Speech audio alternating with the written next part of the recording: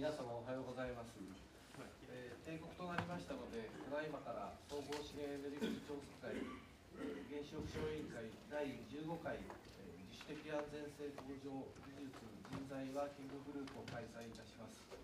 本日はご多忙のところご出席いただきまして誠にありがとうございます。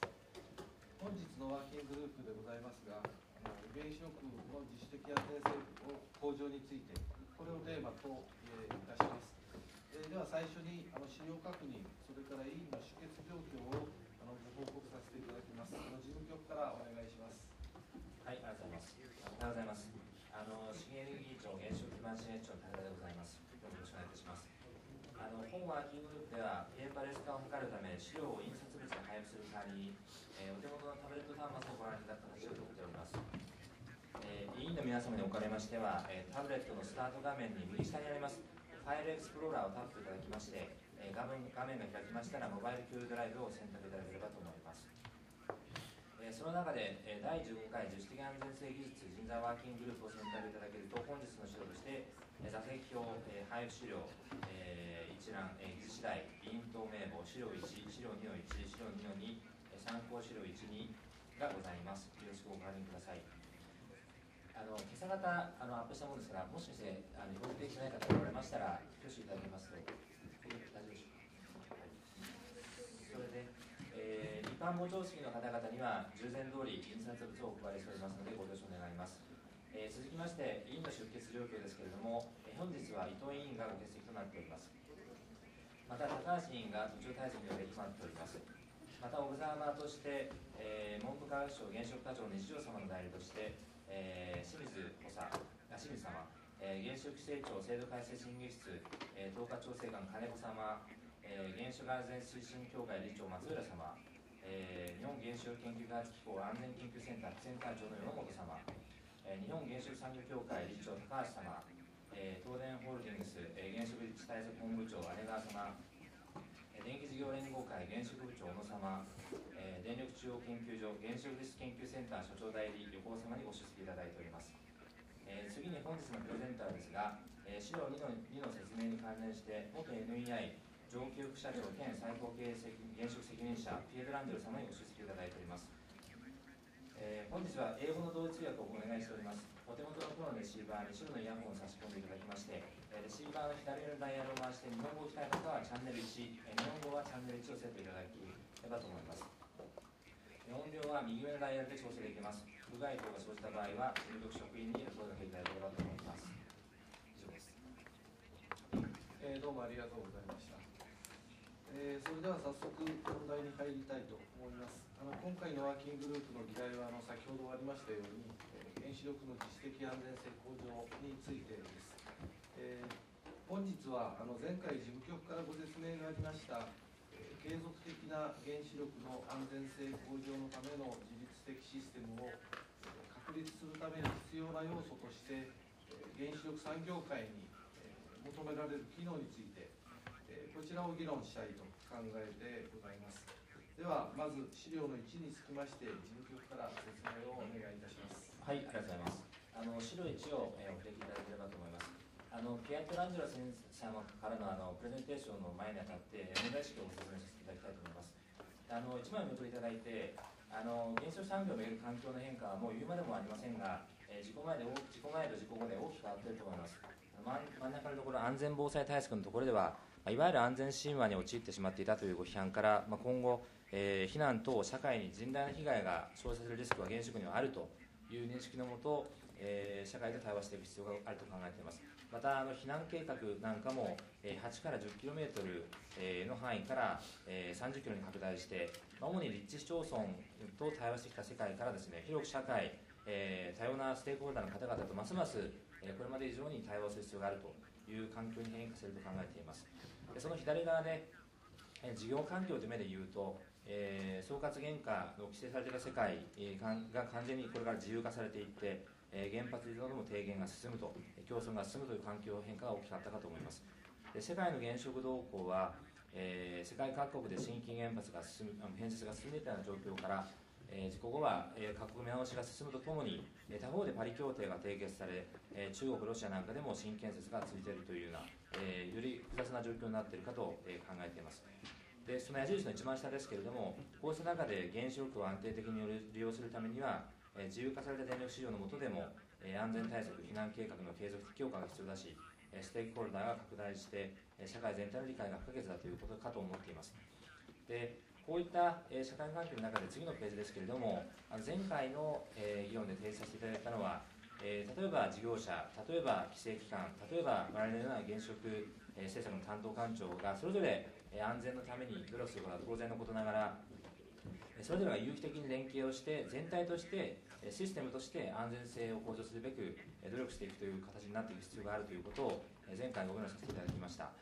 でその中で今日の議論はその左側の真ん中にあります技術的な知見や広報、広聴に関して原子力事業者やメーカー等を統括し代表する機能、こういったものが必要なのではないか、必要だとすればどういう形が望ましいのかというご議論をお願いできればと考えております。でこういった点については実は我々が言うまでもなくさまざまな方々がすでに発信、ご発言されていると考えています。次のページ3ページでございます。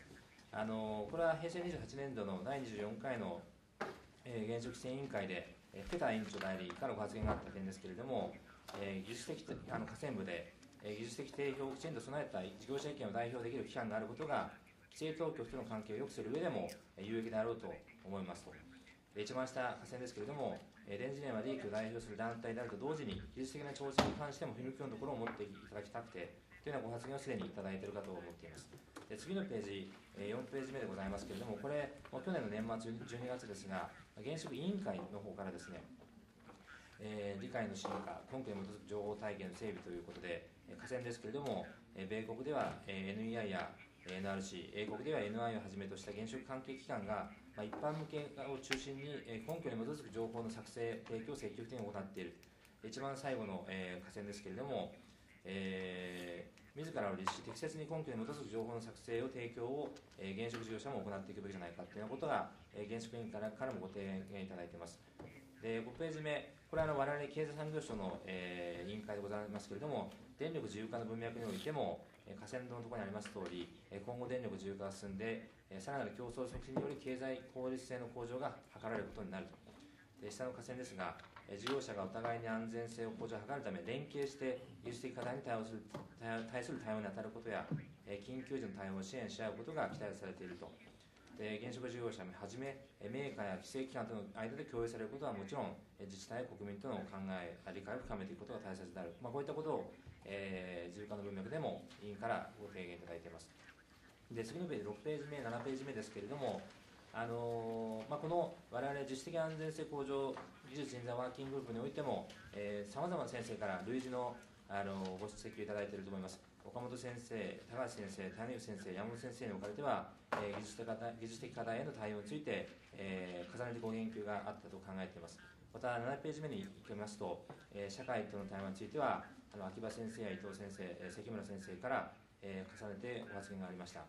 またこういったものに対する組織ガバナンスについてのご意見については梶川委員から重ねて言及があったかと理解しております。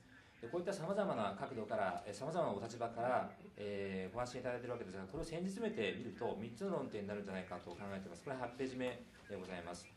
まず技術的課題に対する取り組みの在り方、個社を超えた技術的共通課題に対応するために産業界が一丸となって取り組む体制が必要じゃないか、それがあった上で高い技術的基盤を持って規制機関との間でワンボイスの対話を行うことが実効的な安全性を向上することにつながるのではないか。2つ目が社会での対話の在り方で、個社が各地域において真摯な対話をこれまでもやってきていると思いますけれども、原子力産業界が一丸となって社会全体に適切に情報発信を行うことが必要ではないか、公開の場で住民の声を聞くような努力がいるのではないか。で3つ目にこうした努力が産業界の意見を代表しつつも社会から信頼され規制機関との建設的な対話が可能な組織たるためにはどのようなガバナンスがいるか、こういった3つの論点について今後議論に関わっていただく必要があるかと、考えております。こういった観点からですね、20年にわたり、NEI で政策を牽引されてこられました、ピエトランジェロさんからのプレゼンテーションを機会としてですね、こういった点についてご議論を深めていただければと考えております。以上になります。ありがとうございました。続きまして、今、事務局からご説明がありました、その産業界にどのような機能が求められるのか、それを議論していくわけですが、その検討のための参考といたしまして、米国の産業界の組織でございます NEI、こちらの具体的な役割ですとか、それから取り組み状況について、ピエトランジェロ氏からご説明をいただきたいと考えております。ピエトランジェロ氏は NEI に20年以上にわたり勤務していらっしゃいました。で、2009年から2017年には CNO を務められ、今年1月に退任されたばかりでございます。ピエトランジェロ氏の略歴につきましては、資料の2の1に記載してございますので、ご覧ください。また、資料2の1、2の2の和訳につきましては、参考資料の1と2がそれぞれございます。ご確認いただければと思います。では、ピエトランジェロ様、よろしくお願いいたします。Thank you very much. Good morning, everybody. It's a pleasure to be back here again. I had to jog my memory a little bit that I was here in 2014 to speak with you also about some of the activities of Nuclear Energy Institute.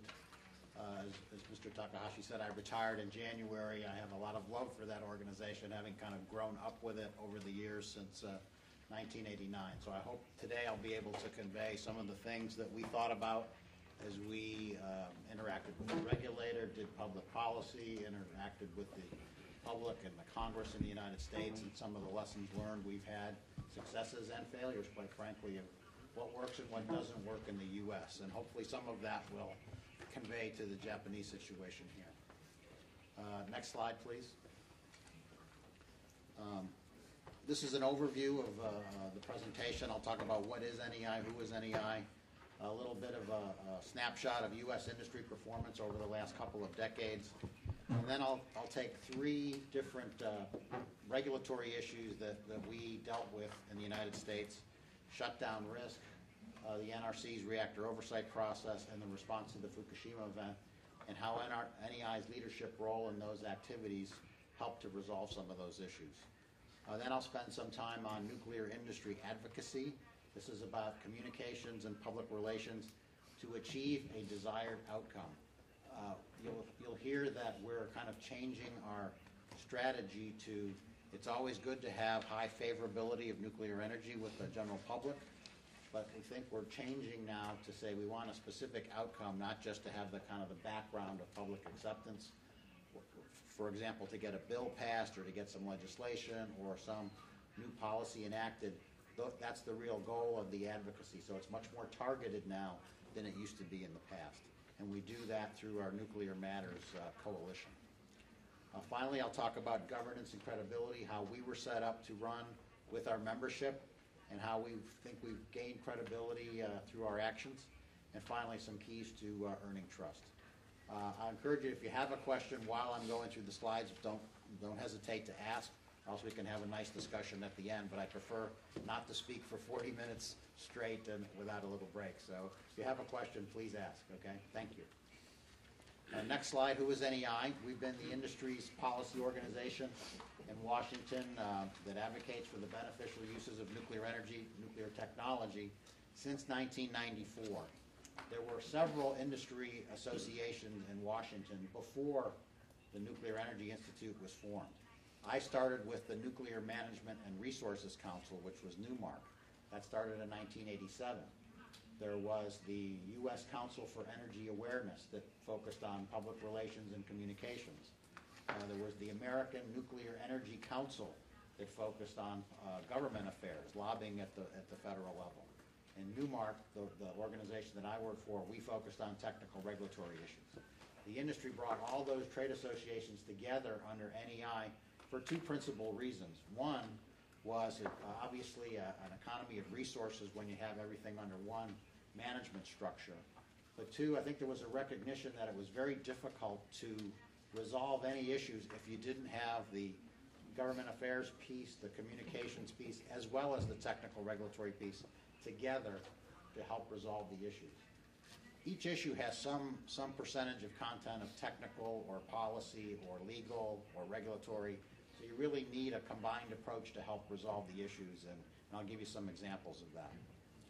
We have many functions at NEI. I worked on the regulatory interface with the U.S. Nuclear Regulatory Commission on generic issues, and by generic I mean issues that affect the entire fleet, not just the PWR, not just the boiling water reactor. It has to affect the whole population of plants for NEI to get involved in the issue.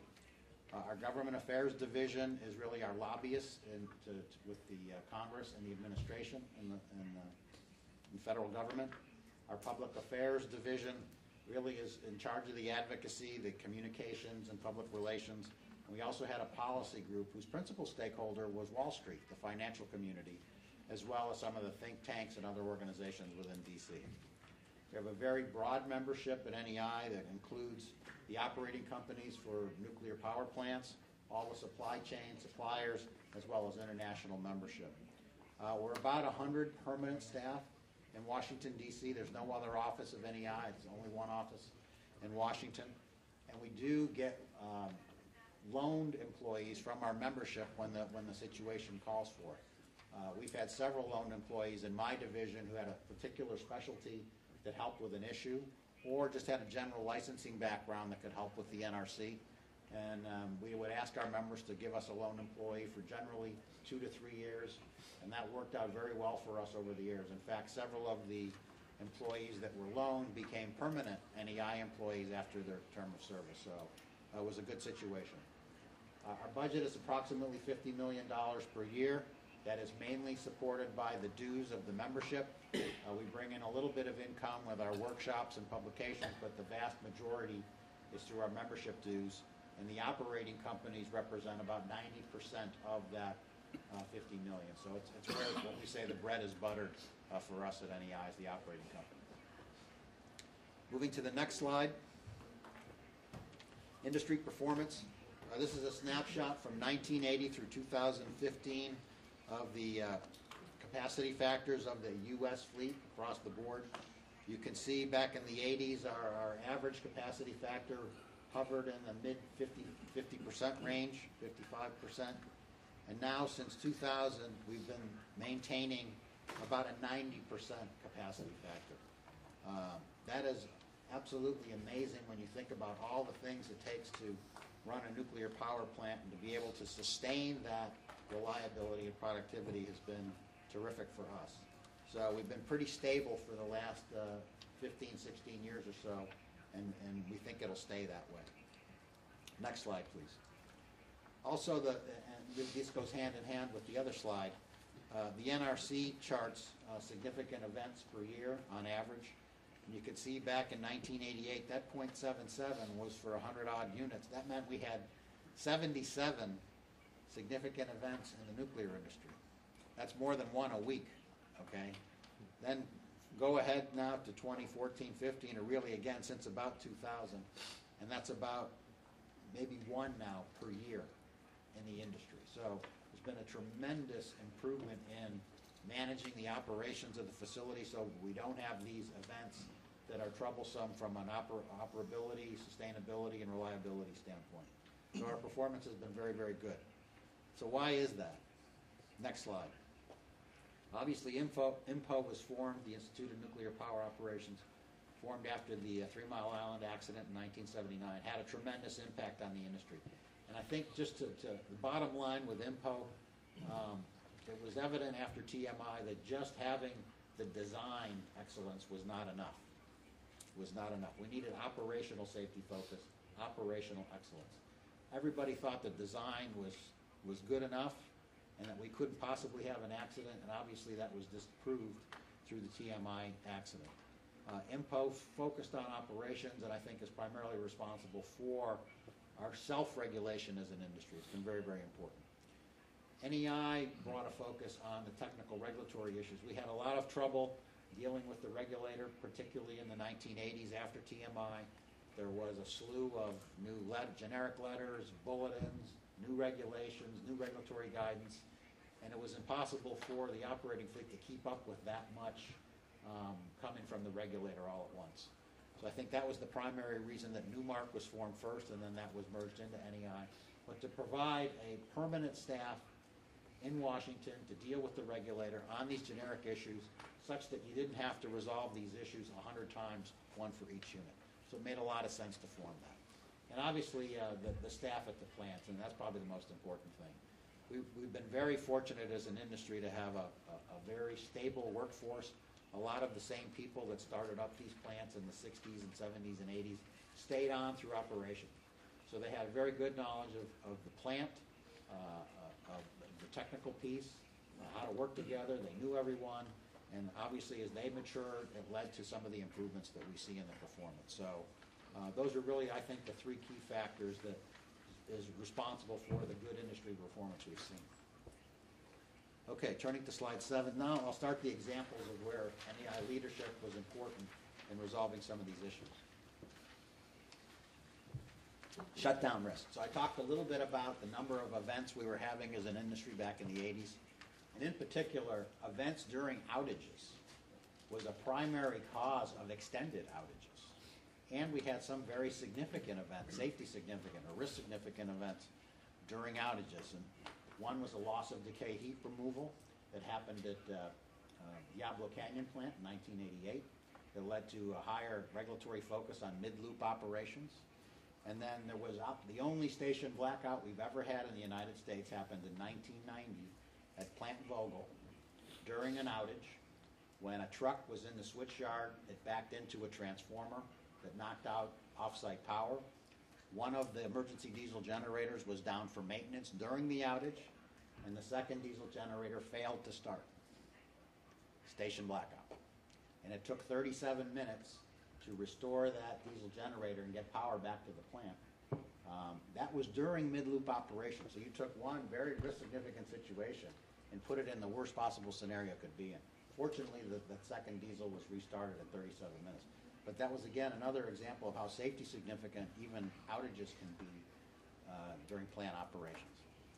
So these events, and there were several, were leading to long, inefficient outages, and that's what caused those bad capacity factors in the 1980s, in the 50s and 60%. So Newmark, which became NEI, formed a working group on shutdown. It was chaired by a chief nuclear officer, Harry Kaiser from Pennsylvania Power and Light. We had several managers of operations, engineering staff, and people on that working group. I was the project manager for that particular working group. And we developed guidance at the time in concert with INPO. INPO was tracking all these shutdown events we were having, and they're a member of the working group. They sit at the table with us and provided a lot of the data set that we used to develop this guidance for managing shutdown safety.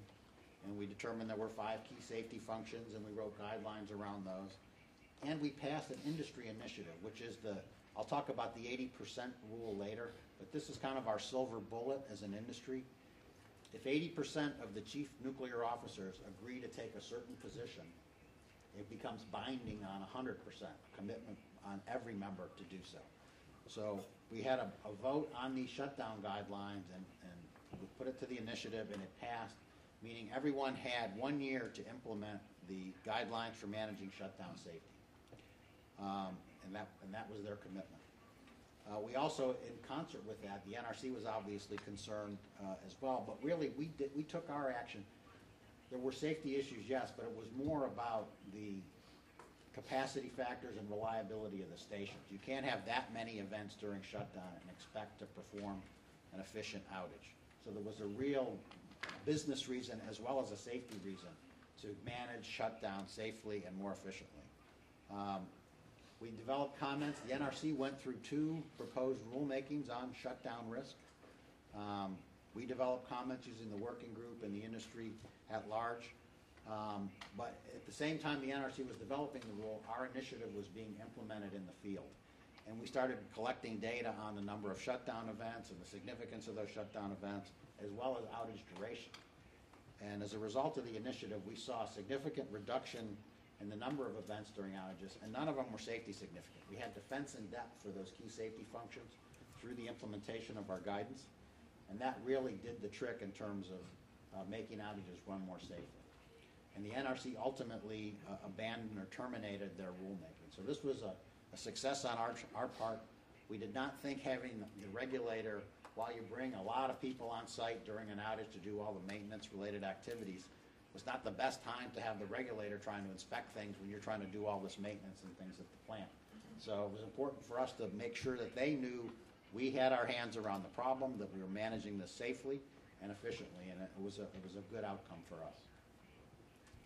The next example is the NRC's reactor oversight process. This is a very interesting one.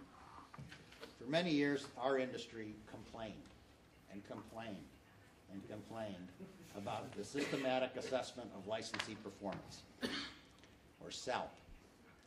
It's the system the NRC used to conduct their inspections and oversight of the plants.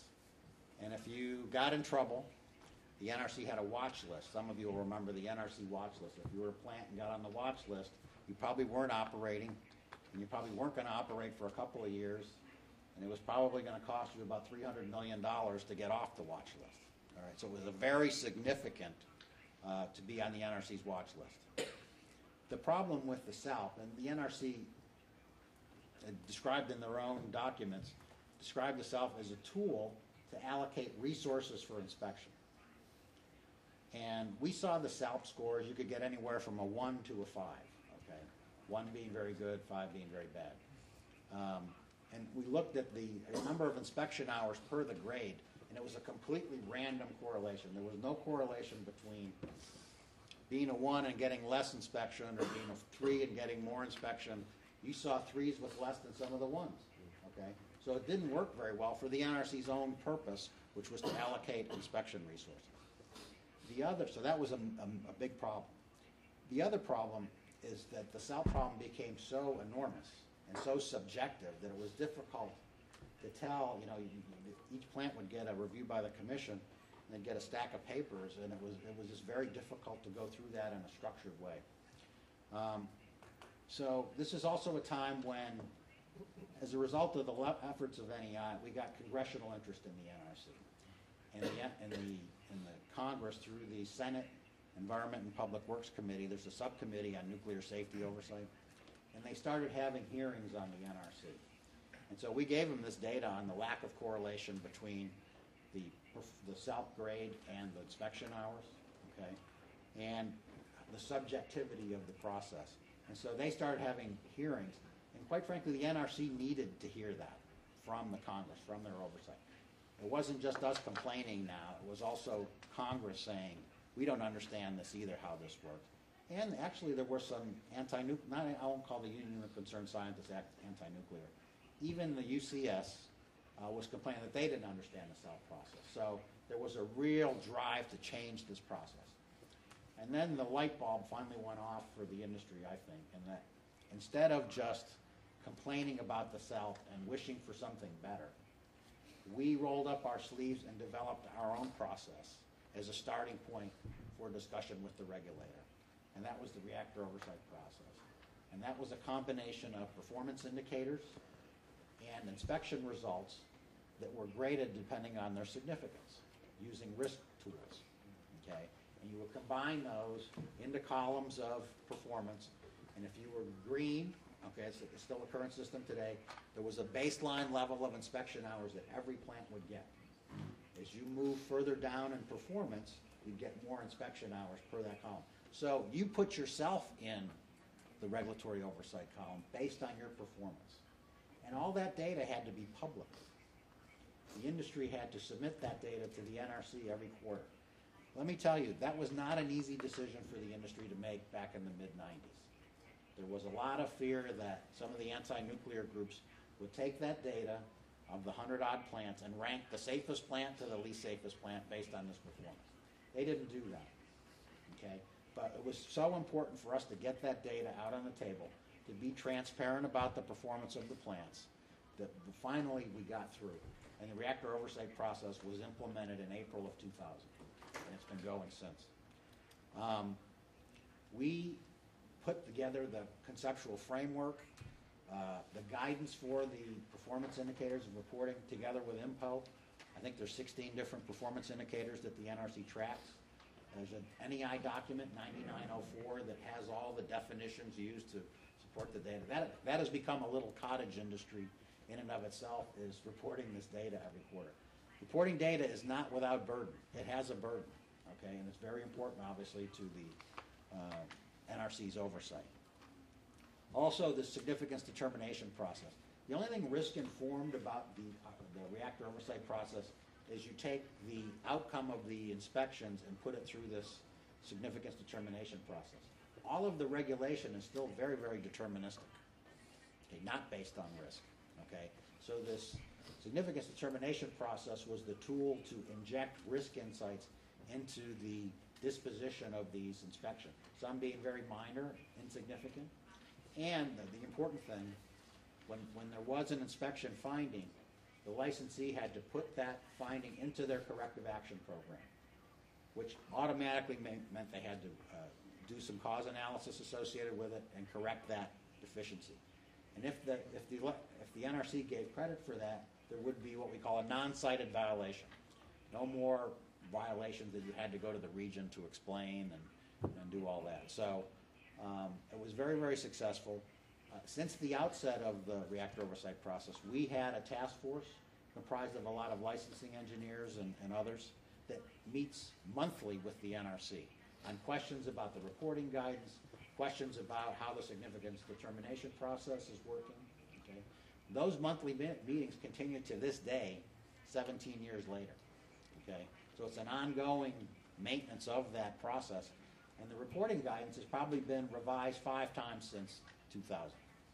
Okay, so it changes when we get more experience. We collect frequently asked questions from the field. We take them to the NRC. We get them resolved in a common understanding.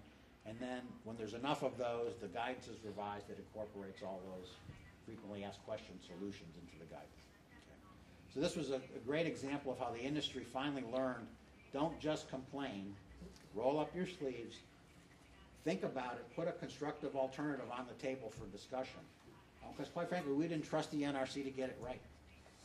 We think, we're the ones who operate these plants. We know the most about them. It was our responsibility to put that on the table. And it's worked out very, very well, not only from how this process operates, but in our own credibility that was established over the years.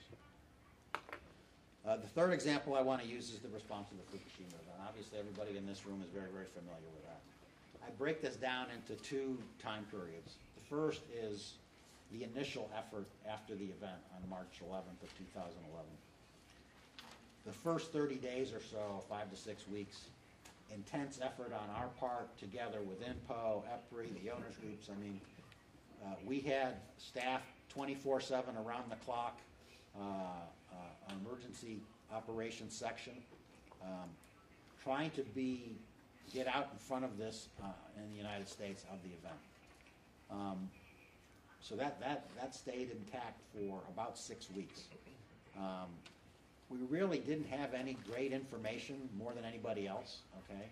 So what we tried to do was, and foremost, we had to protect our own credibility. You never want to go out with bad information that you have to correct later if you can avoid it. So don't try to guess what's happening or second guess what actions are being taken.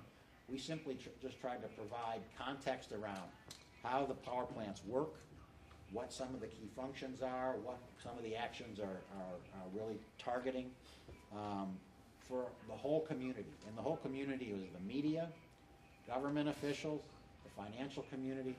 I remember at the time, I spoke with every one of these groups several times in those 30 days. And we actually brought back some old chief nuclear officers to help us with all the public media requests that we were having on response to the accident.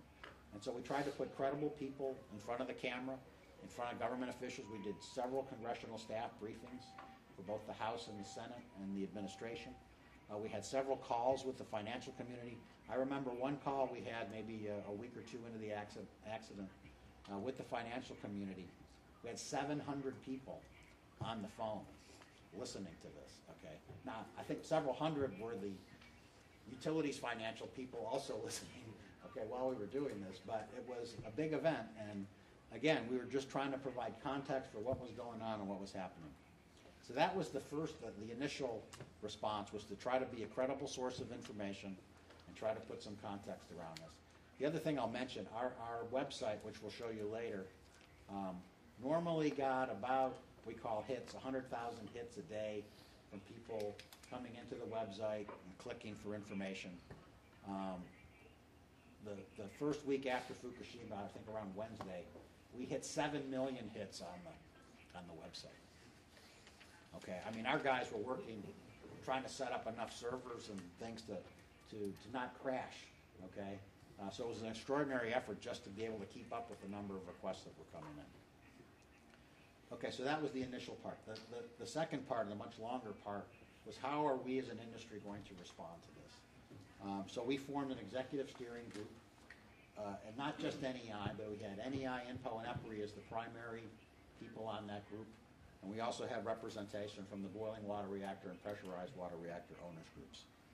And it was at the chief nuclear officer level. That group continues to meet, okay, through 2016. I think they're finally going to be put out of business here shortly.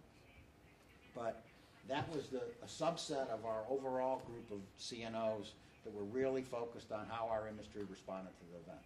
Okay.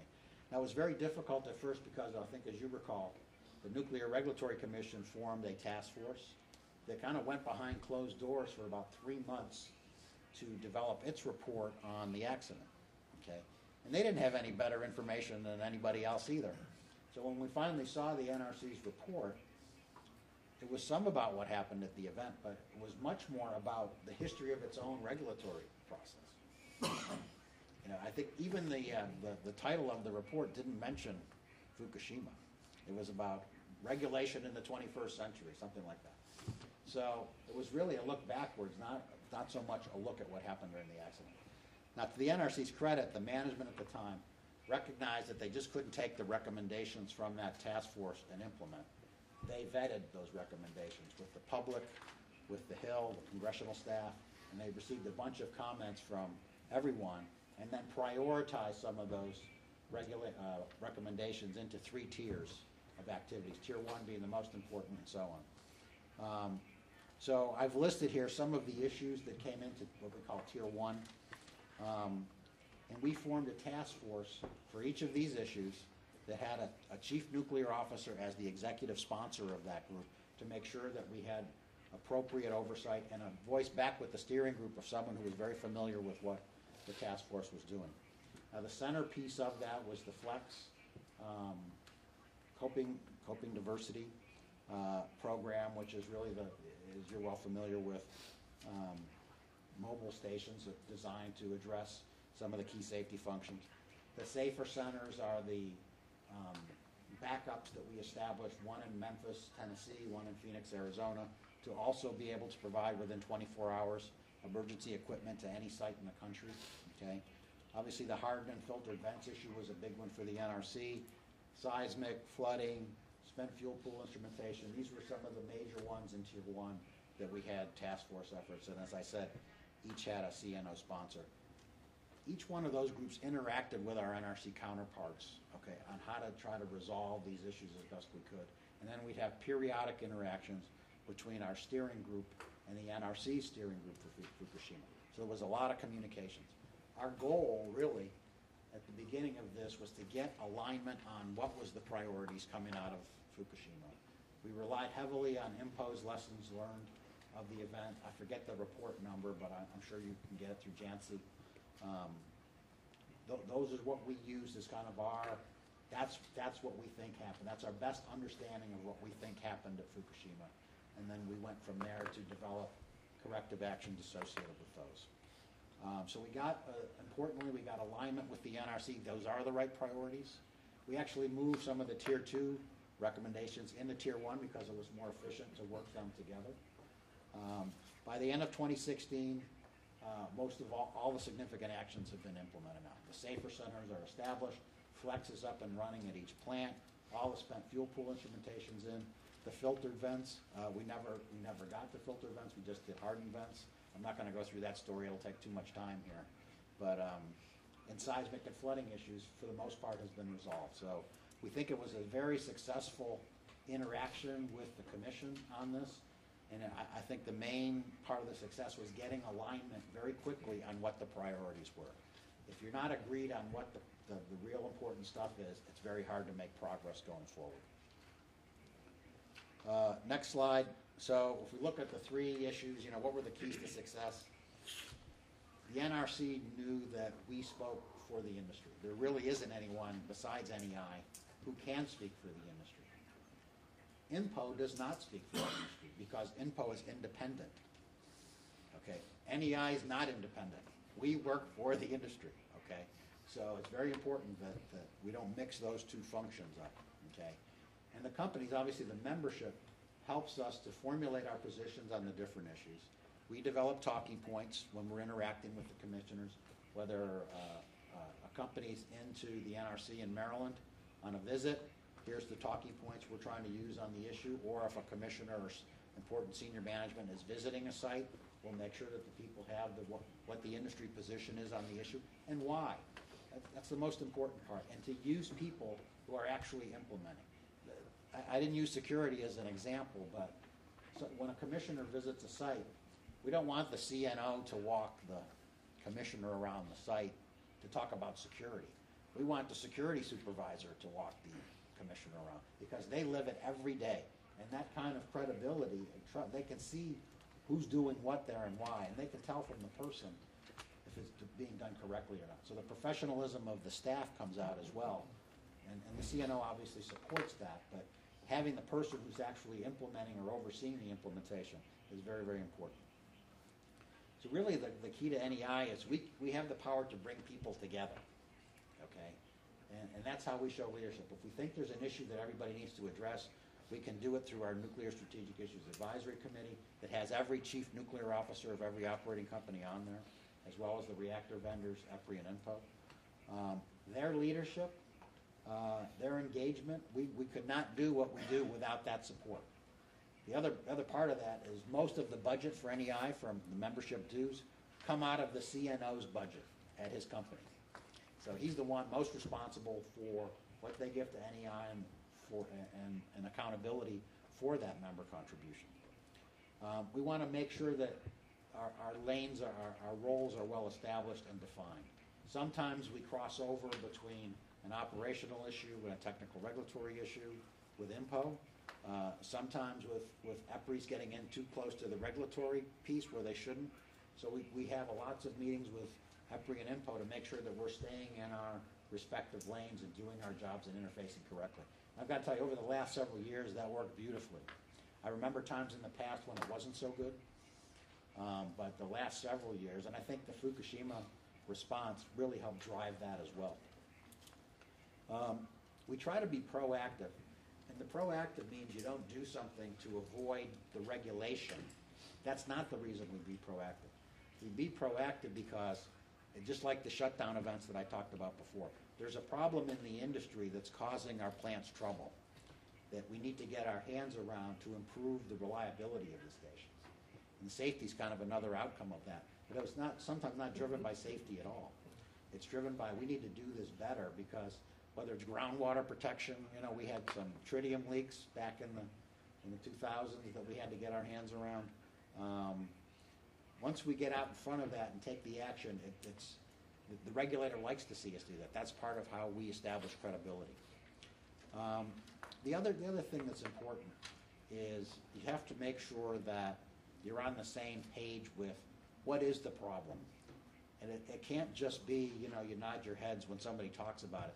It's got to be written down, okay, and approved and agreed to. This is the problem statement. So that when we go forward, okay, and hopefully also have some success criteria for the proposed resolution to know when you've done enough, okay? So you got to have a clear vision of where you want to go and a clear understanding of what the actual problem is. And the last part of this is interact frequently, transparently, whether it's data, whether it's talking about what the problem is. I think NEI, we don't have a license. I don't have any reactors at NEI, so I can speak a little bit differently than maybe someone who does. And I can be very transparent about what the problem is. And that helps us with our communications with the regulator. Okay, so that's the part on technical regulatory interface. I think Next, we go to, with potential Japanese. If you were going to do something together, right, as an industry, these are just some of my thoughts on what you might want to do. Obviously, you're going through restarts of several plants now. Getting together on what the right protocol is for a restart from a plant that's been down for several years. Nobody wants to have a perturbation on the startup. You want it to go very, very smoothly. So getting together on what some of those restart efforts and criteria with the regulator are, a common set of criteria, might be a good way to start that process. As I left NEI in January, we had just finished the first year of delivering the nuclear promise, which had pretty much nothing to do with the regulator. It was about trying to improve our own focus on safety and also on efficiency.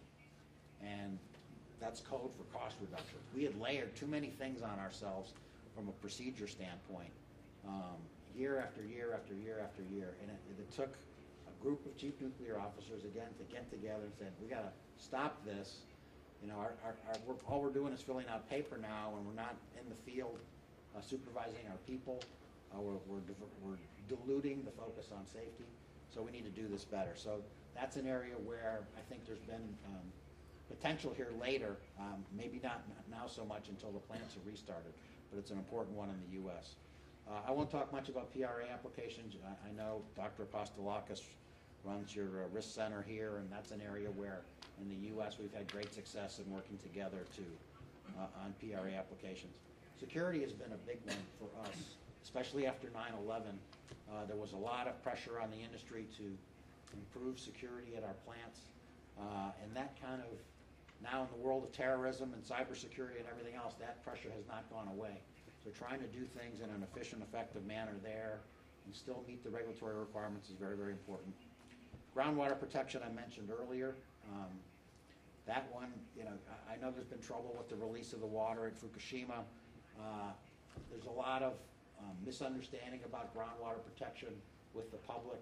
That's an area where, as an industry, you need to speak with one voice. I think everybody needs to do that the same. You can't have one standard in one area, another standard in another, and expect the public to understand that. So it's just suggestions on my part, but you obviously know better than me on what you can work together on. Okay, turning to advocacy.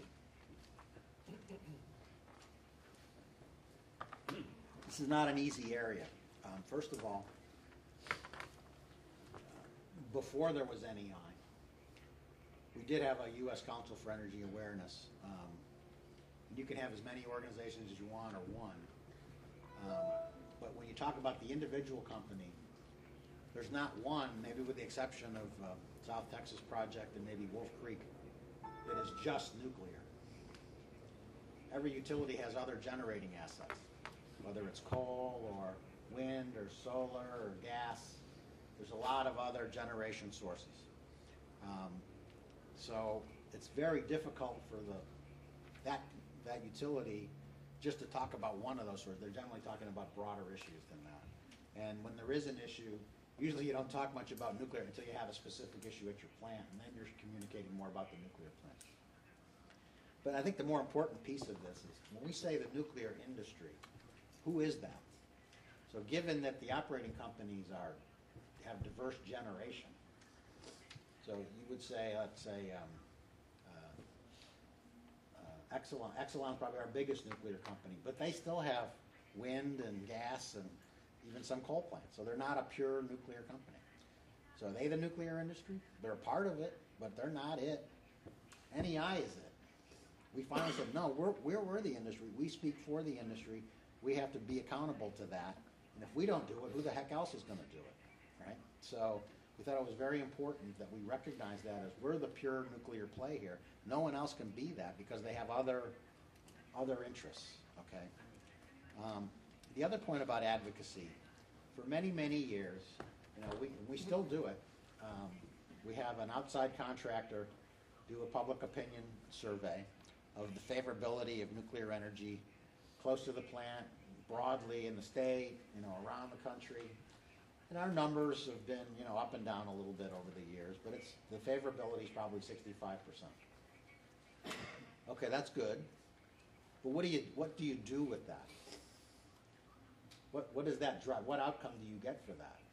And just trying to advertise how good nuclear is it's okay, but it's really wasn't getting the policy input we needed, whether it was at the state or the federal level. So the advocacy of the industry is changing in the last year or two to be more run like a political campaign where you have a candidate that you're trying to have win an election. Okay, we're trying to get some bill passed or some policy enacted. Okay, or some market fix in the deregulated places in the U.S. And that's where our advocacy is changing now to focus on those specific areas to get a specific desired outcome, and not just this broad favorability of nuclear. And we've had mixed success with that so far, but it's clearly going in that direction. Okay, next slide, slide 13. This is just a little bit about the communications staff at NEI. And it's just been cut a little bit in the last several months due to a reorganization. We have about 6 writers full-time, and they're busy. They have our own publications. They write speeches for the executives. They write congressional testimony. It's a busy, busy time for the writers. We also have about 3 media relation managers that deal with the print and broadcast media. So if there's an editorial board for a certain newspaper, one of the managers has the East Coast, one of them has central United States, the other one has the West Coast. They keep tabs of what the papers are doing, what the television stations in those areas are doing. They actually talk to our members in those regions. They have like subgroups of the membership around how the public advocacy is organized. And then we have 2 full-time digital media staff. And that's probably going to grow at NEI because, one, it's cheaper to do digital outreach than the buying print and broadcast time, okay? And quite frankly, the digital media is so much faster than the print or broadcast that it doesn't even compare anymore. And we've seen that in some of the events and things that have happened in the U.S. The first things you see are on social media, whether it's Facebook or Twitter. Within seconds, somebody's doing something, putting something on the internet about that event. So it's happening just like that. We're trying to incorporate into our emergency response things of using social media more. So we still do this public polling with an outside contractor, but I would say that's now in the second tier of activities. The next slide, Nuclear Matters. Nuclear Matters is actually a new coalition at NRC. And matters means nuclear is important. It's also nuclear issues, but the matters here means nuclear is very, very important. And really what this coalition is trying to do is educate public and policymakers on the benefits of nuclear technology and what we need to sustain those benefits going forward. Okay. They stage many, many events. Some are in Washington. Some may be in a state where some market issue or legislation at the state level is being addressed or at the local level. We formed a leadership council around nuclear matters that has some former administration officials. Carol Browner, I think, is the chair of that. She was the former energy czar for the Obama administration and also worked in the Clinton administration as the Secretary of the Environment or the Director of the EPA. So people like that, very, very important, who talk to other people in the community to guide the efforts of where the advocacy is going and tuning that advocacy up. And again, I said it's more like a political campaign than just general awareness thing. And I cited 2 examples here that have actually saved plants in the U.S. Okay, we were about to lose 4 units in New York unless some state legislation got through on zero emission credits for nuclear that provided extra revenue to those units. And that was passed in New York. And also late in 2016, the Future of Energy Jobs Bill in Illinois saved the Quad Cities plant and the Clinton plant. Okay, so 7 nuclear units were saved with direct action at the state level in deregulated markets. And I know you're going through the liberalization of your markets now. This has been a very, very difficult issue for our membership because we have now much more than half are in regulated markets and the other third to a half is in deregulated markets. And the business models are quite different. So they respond differently to the kinds of advocacy that we do. Next slide, use of social media. Again, it's clear now that the consumption of information, particularly with the younger generations, is almost entirely digital media. We were having some training in our office last year, and the trainer came in and asked, which one of us, who received their news this morning from the newspaper itself, printed media, or on the internet. I was the only one in the room who got it from the newspaper. Okay, everybody else got it from the internet, their news. Okay, so I was the dinosaur in the room. Okay, so I'm changing. I've got my own Facebook page now too. But NEI has its own Facebook page. NEI has its own Twitter feed. NEI has its own YouTube channel and blog. I put the website down there. That's really the hub for all the content. I don't know if we have enough time to do anything there today, but you can see we have a YouTube channel. I don't know if you want to play that now. You can see this very quickly. We have a little studio within our offices that we tape some of these things and go to the field. This was the Wall Street briefing. There's the first one that was done in February in New York City. If you pan down, there's several other related things that we post on our nuclear channel on YouTube about different aspects of nuclear energy. So it's been a very good tool for us to get the information out. Okay, thank you very much. Next slide. Governance and credibility. All right. You may not know, but in Washington, D.C., the greater metropolitan area, which includes southern Maryland and Virginia, we have 7,000 trade groups in Washington, trade associations. That's the big industry in Washington, is trade associations. NEI is just one of them. Okay? And usually that trade association is based on some special interest, whether it's nuclear energy or whether it's the beer wholesalers. Okay, they have their own association. I mentioned the beer wholesalers. They're one of the biggest lobbyers with their PAC contributions to the government in the U.S. are the beer wholesalers. Okay, much more than any energy source out there. We drink a lot of beer in the United States. Okay, therefore, if you're going to be credible in that kind of environment and get people's attention, okay, you have to have individuals that are there all the time, that develop relationships with federal officials, with the media, okay, and with the membership. You've got to have people in your board of directors and in your advisory structure that when they speak on your behalf, or on the industry's behalf, it comes from, they're running, the CNOs at the plants are responsible for all the nuclear issues at that particular utility or operating company. So it's a big deal. So we have to have individuals that can both commit on behalf of their company and be able to advocate on behalf of the industry. Because we could call on, as we did during the response to the Fukushima event, we called on many, many people from our industry to help with the request we were getting to present information. So that governance goes hand in hand with the credibility. If you don't have the right people, you're not going to have good governance, and your credibility is going to suffer. Our advisory structure, our executive committee really functions like a board of directors. It's primarily CEOs with a few other executive VPs and CNOs. It's really more focused on federal policy issues than regulation per se. They leave that to the NSIAC and the division I ran. And they're also focused on the NEI organization and how that functions.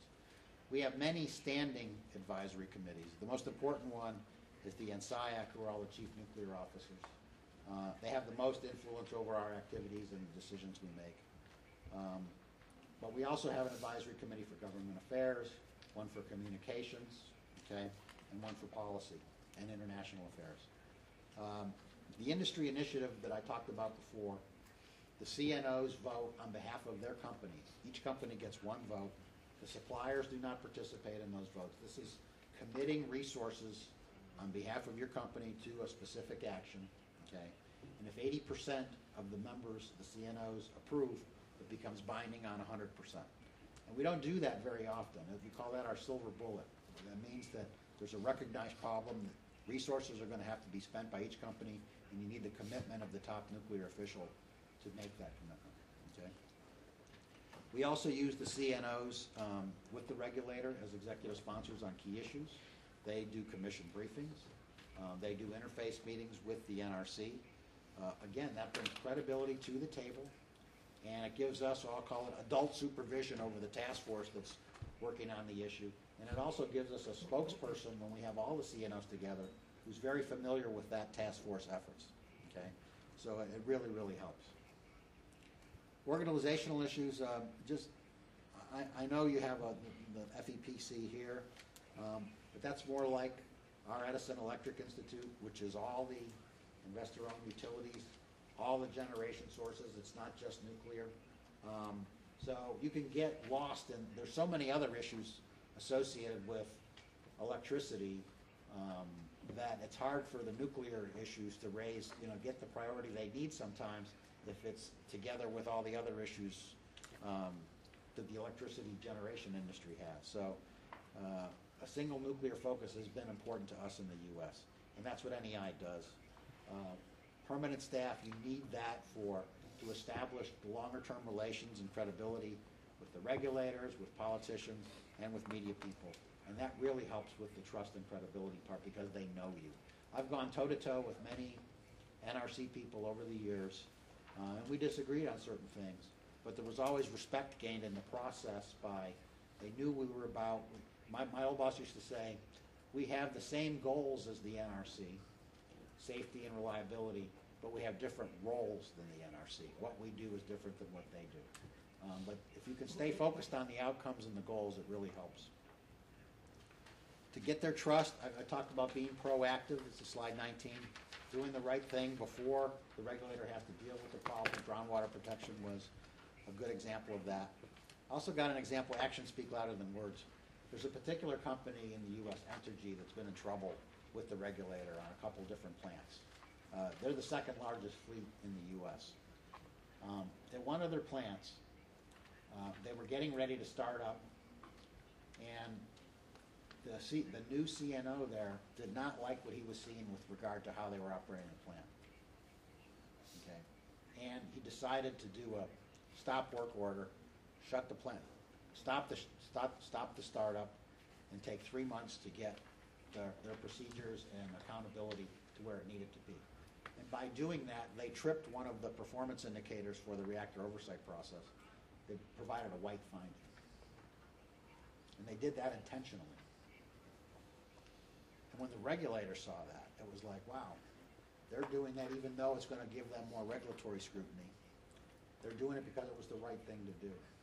That action, and I saw it at the NRC, made them think that these guys are really serious this time about doing this the right way. So the actions speak louder than the words, and I think that example shows that.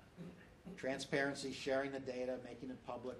When you make a mistake, you've got to be accountable for it. But also the corrective actions, and not be afraid to change a corrective action when it's not working, and realize that. A lot of what we try to do with the NRC is to get a win-win relationship, when a solution that benefits all parties, improving safety if you can do it more efficiently and effectively. It's also very consistent with the NRC's own principle of good regulations, to do things in the most efficient manner. And finally, those long relationships with people matter. I could call up a lot of people at the agency and get some action taken on certain things that helped us both, made their life easier and made our life easier. And they actually come to rely on us because they know we're kind of one-stop shopping for the regulatory process with NEI and the NRC, and they know we have that convening power to bring everybody together and get a particular focus on an issue. At every NSIAC meeting that we have, I had an hour-and-a-half session where the NRC senior management would come to the room and talk about current issues or issues they thought we needed to pay more attention to. And that's been going on since the early 2000s. Okay, it really helps establish the relationships and credibility. So that's it for me. I really appreciate being able to chat with you this morning, and I look forward to your questions. Thank you, sir.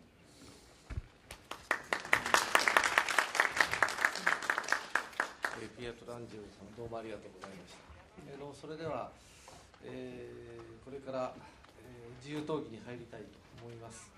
発言なさる方はお手元にあるネームプレートを立てていただけますようお願いいたします。ではどうぞ、どなたか。では山本委員、最初どうぞ。非常に興味深いお話をどうもありがとうございました。私福島第一の事故があった後、今原子力規制委員会で使われている規制基準の改定に携わっておりました。でその際にその規制基準の内容について、いろいろな議論があったわけなんですけれども、その一つとして、事業者とその規制委員会が、直接議論して、規制基準の内容を、より良いものにするという取り組みがありました。そういう取り組みは非常に重要なものだというふうに思っていたわけなんですけれども、社会からの受け止めはなかなかそういうストレートなものではなくて、その規制基準を緩和するための交渉であるとか、よく言われてたのは値切り交渉というふうに言われてたんですけれども、そういう捉え方をすることがありまして、事業者とその規制機関の対話っていうのは非常に難しいということが印象に残りました。で、NER の組織を日本で考える場合に、今後同じようなことを繰り返してはならないというふうに思うわけなんですけれども、そのために必要な一つのことは、その NEI の組織がいわゆるその業界というか事業者の利益を、代表するだけではなくて、社会の利益をも矛盾なく代表するような組織である必要があるというふうに思います。でその点につきましては19ページスライドの19ページで言及されておられますけれども、これ非常にさらっと書いておられますけれども、実際にはかなり難しいことかというふうに思います。そこでこの点についてもう少しご意見を補足していただければと思います。以上です。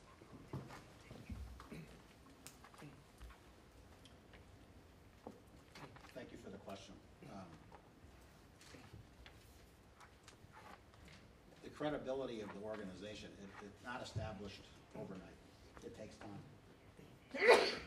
And it takes time for the actions of the organization to be viewed for their effectiveness.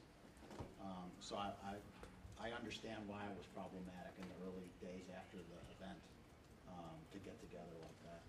But the industry has to step forward in times like that. You have an interest.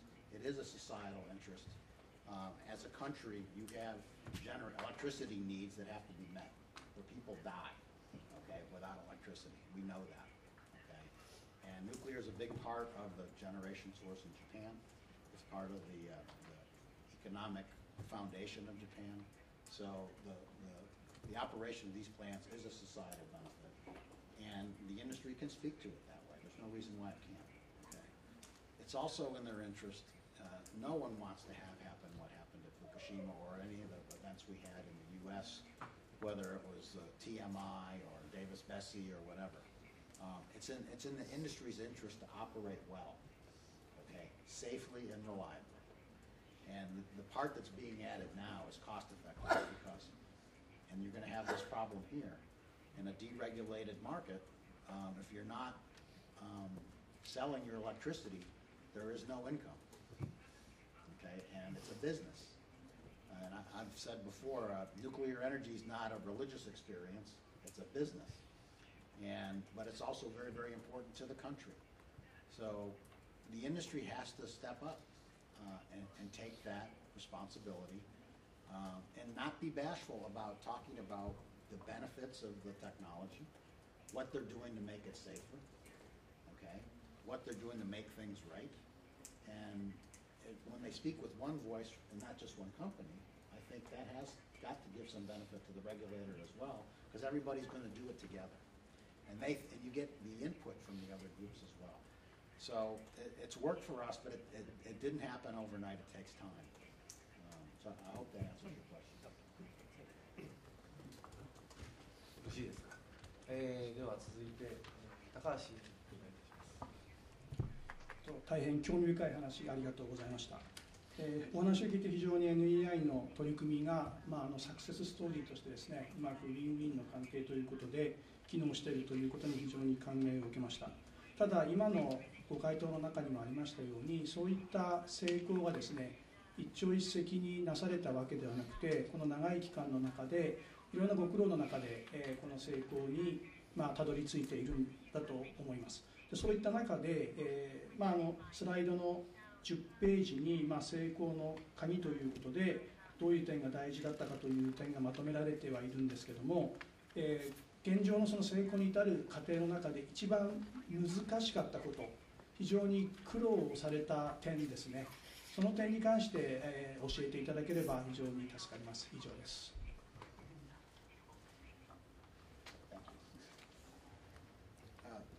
Go back to the example I used on the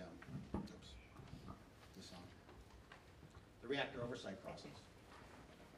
We had never put plant-specific performance data in the public domain.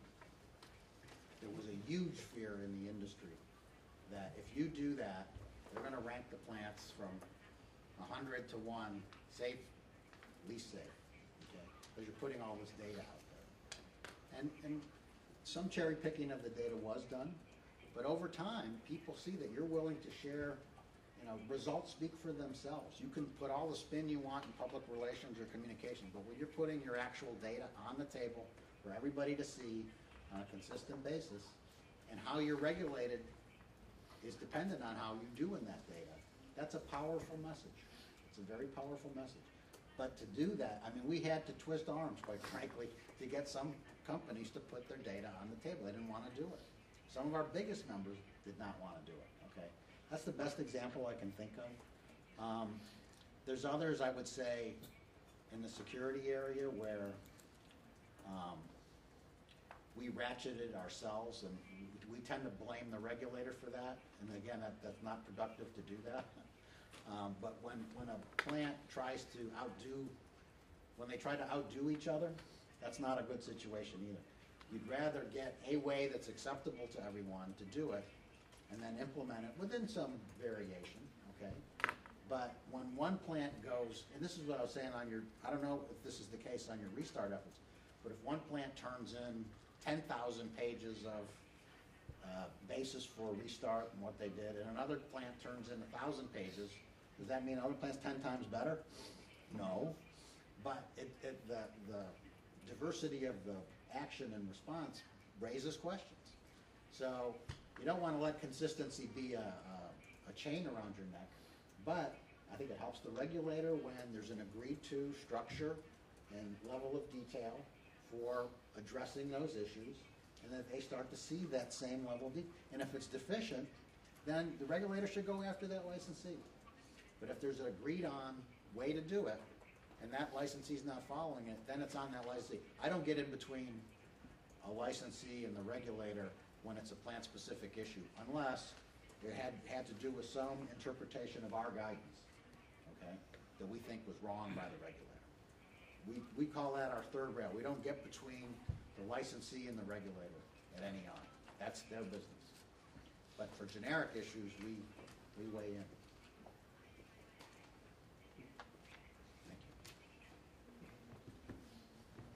はい、ありがとうございました。続いて、梶川委員。